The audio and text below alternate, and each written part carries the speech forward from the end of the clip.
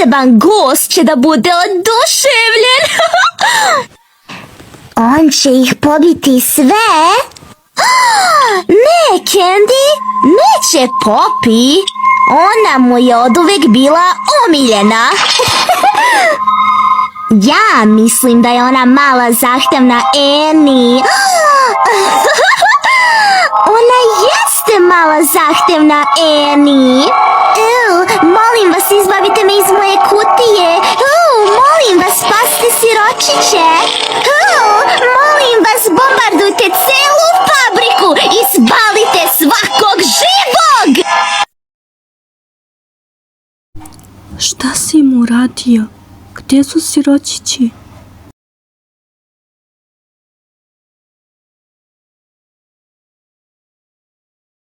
Ne.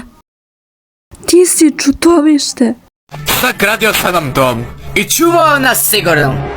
A za uzvrat si mi doveo ovdje stranca. I planira uništiti jedini raj koji ćeš ti ili ja ikada imati. Nadao sam se da će ti vrijeme u kovčegu pomoći da se razumiješ. Sad vidim da je to bila moja pogreška. Ponaša se kao dijete jer dijete je ono što su od tebe napravili.